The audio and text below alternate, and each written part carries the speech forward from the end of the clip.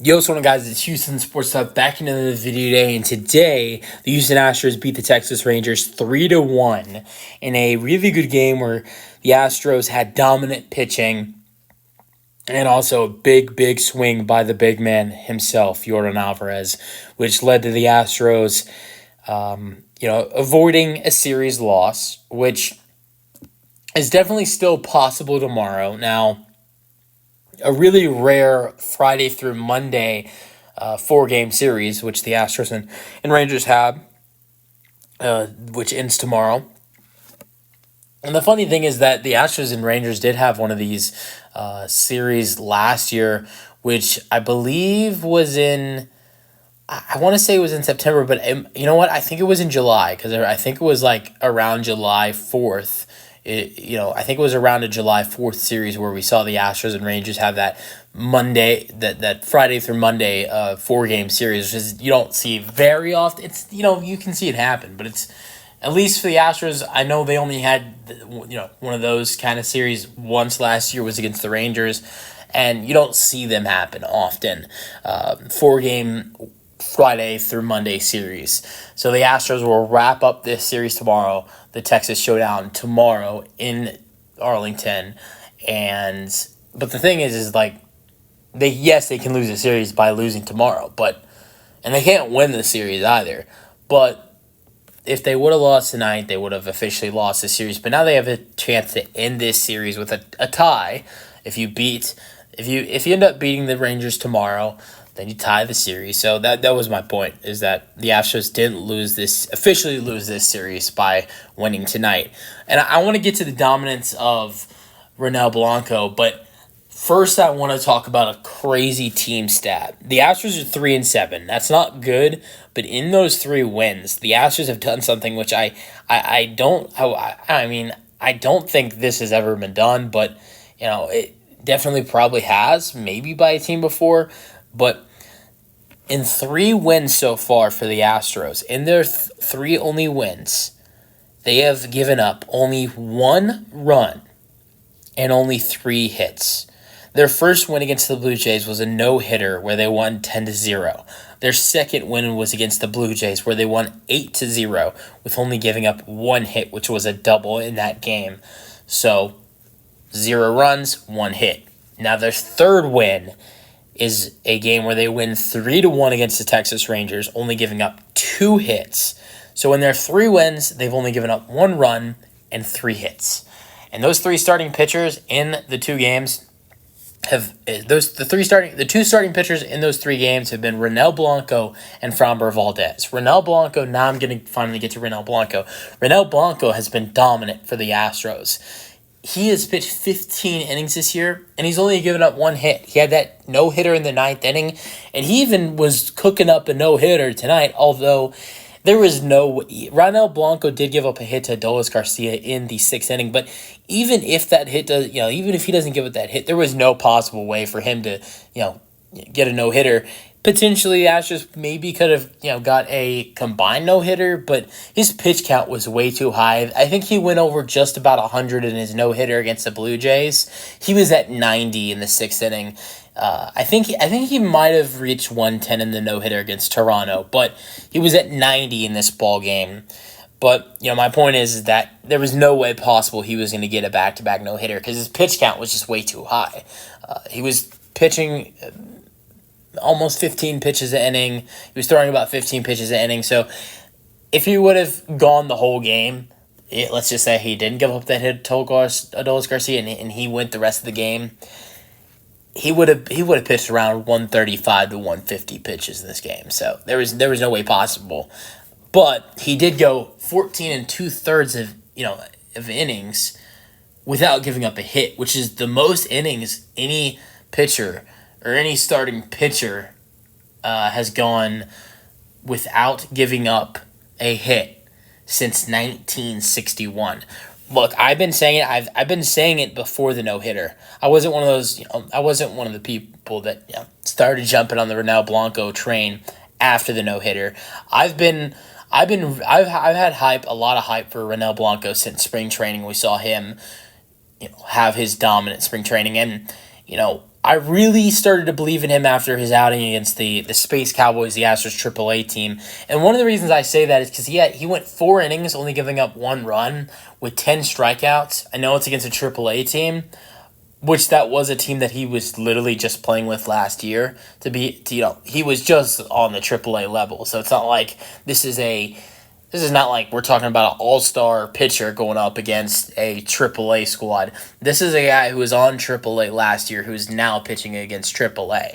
So basically, he pitched 4 innings, only gave up 1 run, had 10 strikeouts in those 4 innings, and literally just that morning or afternoon, he had just had a child with his wife. Him and his wife just had a baby that day. So 10 strikeouts in 4 innings, just having a baby with your wife. That day when I saw him pitch, I had already really thought there was a good future with him with what we saw before in spring, not giving up a run. I think it was he pitched in 20 innings, something like that, or maybe over, not giving up a run. And I was like, okay, he has potential. But then that outing against the Space Cowboys, I really started to believe in him. And then we saw the no-hitter against the Blue Jays last week. And now we saw this today. He gets the win. He's 2-0, 6 innings, gave up 1 hit, 0 earned runs, 4 strikeouts, 4 walks. In his 15 innings this year, he's only given up 1 hit, 0 earned runs. He has, on the year, 11 strikeouts, and has only given up 6 walks. He's been amazing, and I hope he can keep it up. And look, the Astros have a lot of hard decisions to make once Justin Verlander came back. Justin Verlander made his rehab assignment today. He's gonna have to probably make another rehab assignment. He's gonna have to make one more outing. He didn't do so good today. He gave up 6 runs in 3 innings. So you're gonna have to see some more work from JV. I think one more outing and he'll be able to come back to the major league team. Now I think the Astros are gonna have a big question for themselves once JV comes back. Do you make it a 6-man rotation? I think at this time, with the way Ronel Blanco's pitch, he has earned a spot in this rotation. I don't care who comes back. I think he's earned a spot in this rotation in his first 2 starts. Now, if things get rocky from there, maybe he doesn't, he loses his spot in the rotation. Obviously, guys like Framber, Valdez, Christian Javier are not going to lose their spot in the rotation. I know Hunter Brown had a rough outing on Friday, but he will not lose his spot in the rotation either. Ronel, I think, will stay in the rotation. Then you have Justin Verlander. That's a 5-man rotation right there. You keep J.P. France, who's done all right in that rotation, and make it a 6-man rotation, or do you potentially send him to the bullpen or to AAA? I want to know everybody's thought on this. When JV comes back? Obviously, I think Blanco will stay in the rotation. Hunter's not going anywhere. Christian's not going anywhere. Framber's not going anywhere. What happens to JP France?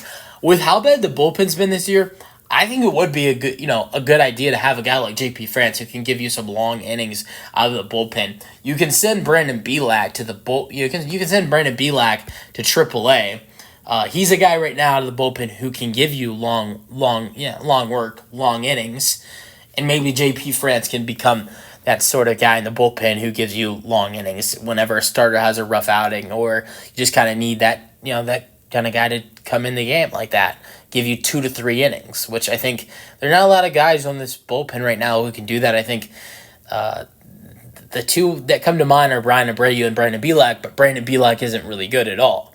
So I think that'd be a good chance for the Astros to get rid of Belak. But that's it for that. But Ronel Blanco was amazing. He continues to be amazing. I think there will be a lot of questions to come to the Astros once Justin Verlander comes back. Loss goes to Dane Dunning. He's 1-1 on the year.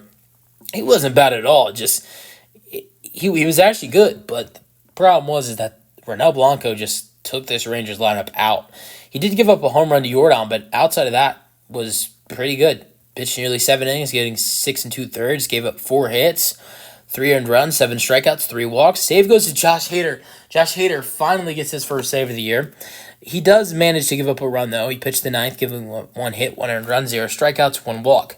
Scoring summer, Yordan Alverez hits a 3-run shot, home run to right, 378 feet. Myers and Altuve score. It's 3-0. Funny thing is, the Astros didn't actually get a hit. Neither Myers or Altuve got it. You know what? I think Altuve in that 3rd inning, Altuve walked, and I think Myers got a hit. Oh no, Myers walked as well. So both guys to get on in that third inning walked, and I remember the Astros. It was 3-0, with the Astros only having one hit. So Yordan came in there and he did a lot of work for the Astros. And honestly, they only had 4 hits on the night. They probably don't win the game without Yordan Alverez. He was big for them in this game. But he hits that third inning 3-run shot. The ninth inning, Fascu hits a single to center. Adolis Garcia scores. It's 3-1, and that was it for the scoring. Altuve went 1 for 3 today. He had a third inning walk, a fifth inning single to center, Maz to second. That was it for Altuve. Yordan had his 3-run home run. He had a first inning walk in his home run in the third. That was it for Yordan. Tucker had a bad day today, went 0 for 4. Alex Bregman went 0 for 4, and so he continues to struggle. His batting average is 171 through the first 10 games. While you have two guys like Tucker, a guy who went over 4 as well, his batting average is still 275. Yordan is up to 256, and Altuve still remains in the 300 plus at 375. Altuve has been great for the Astros, one of the best hitters in the American League so far. If you probably look at batting average, Yanner Diaz went 0 for 4 today. He's still batting 300 plus for the Stros, though, at 316. John Singleton went 0 for 3. I'm not a big John Singleton fan. I actually hate to see him in the lineup, but he was 0 for 3 today, but hit the crap out of the ball. He had a couple hits. His second inning flyout was to left, was a nice hit. It wasn't anything special. It didn't really have a chance. But he had a fourth inning ground out to first, which great defensive play by first baseman Jared Walsh. He was able to make the play and get John Singleton out, which if you look at the play, like Jared Walsh is on the ground for a good couple seconds, and he gets himself up, runs to first base. John Singleton is nowhere near the plate. It shows how it shows. Sorry, I meant base there, but it shows how slow he is. He has no speed at all. But it reminds me a lot like Martin Maldonado with how slow he was. But all right, but he had that really nice fourth inning ground out, which was all defensive play right there. Wasn't a bad hit at all. Was a well hit ball by John Singleton, and just a really good play by first baseman Jared Walsh. And then he had a sixth inning fly out to left. Well hit, was near to the warning tracks, which to left field, and was a well hit ball. He made some good contact today, but still has not hit well for the Astros at all this season, batting 154. Jose Abreu, who has been even worse. I mean, you can't get much worse than Jose Abreu. He made a pinch hit appearance in the ninth inning. He popped out to second, and he's batting 074 this season. So it's been bad. He popped out to second in his only at bat. Now, though, I have watched him, defensively a little bit, and he hasn't been terrible defensively. Like, he was a part of a really nice double play today for the Astros, but he has made his mistakes defensively. I'm not giving up on Jose Abreu because I know the struggles that he had last season, which were terrible. So, knowing how hot he got last year and how good he was in the playoffs, even though the Astros didn't make it far, they made it to the ALCS. They were a game away from the World Series. He was really good in the ALDS. Was huge in that series for the Astros. He was solid in the ALCS. So I'm just thinking about it in this way, that knowing that at any time, what we saw from him at the end of last year and how good he got at the end of the year, and not only that, but also the playoffs last year, I know that can appear at any time, so I'm not giving up on him. I know it hasn't been good this year. I think this year he only has 2 hits, 0 RBIs, 0 home runs. He's batting 70. His batting average 74. But I think at any moment it could get better for him, but it doesn't look good right now. And this is a guy that the Astros gave a 3-year, $58 million contract. All right, let's get to Chas McCormick. He went 0 for 3, but he had a ninth inning walk. And another thing with Chas is he made a amazing catch in left field, which I think would have been a foul ball if he doesn't catch that ball. But it was a huge catch, and he hit himself really hard, after the play. And I'm thinking the face I saw from Chas was like, somebody needs to go over there and check on it. Like, you got to ask him, do you know where you are? I mean, I was thinking somebody has to go ask him the questions for when someone wakes up in the hospital. You got to ask him, what year is it? Who's the president? I mean, he got hit hard off the wall, and he looked lost for a couple seconds, but it was an amazing catch. He didn't do great offensively today, went 0 for 3, but he did have a walk, and not bad at all from Chas.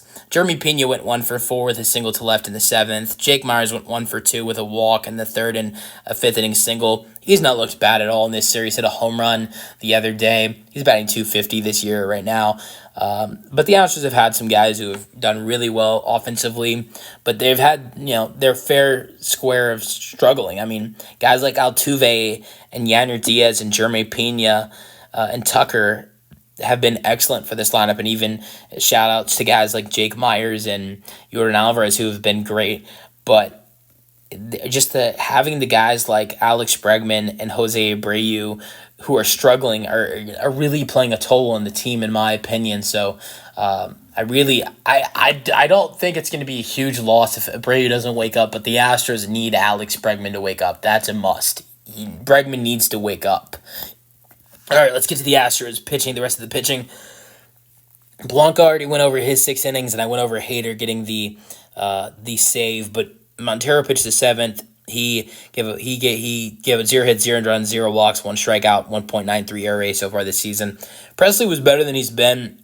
9 pitches, 7 of them are strikes. He had 1 strikeout, 0 hits, given up 0 runs, 0 walks in the 8th. So his ERA is down to 14.73. And then you got Josh Hader, who gave up that 1 hit, that 1 earned run with 1 walk, but got the 9th inning save. His ERA is 7.20. So this bullpen has been horrendous. But surprisingly, the two of the best guys that have been for the Astros bullpen so far have been guys like Seth Martinez and Rafael Montero. Those two guys have been really, really, pitched well for the Astros bullpen. And I've been surprised by that, at least, just of how well they've done. I mean, Montero's ERA is 1.93. Seth Martinez has not given up a run, and I think he's pitched like 7 innings so far this year, I think. So those two guys have been really good for the Astros bullpen, but then they have guys like Hader and Presley and Abreu, who were supposed to be really good for the bullpen. I'm talking about Brian Abreu. But they just haven't. Let me know your thoughts on the game in the comment section, and peace out. Go Astros.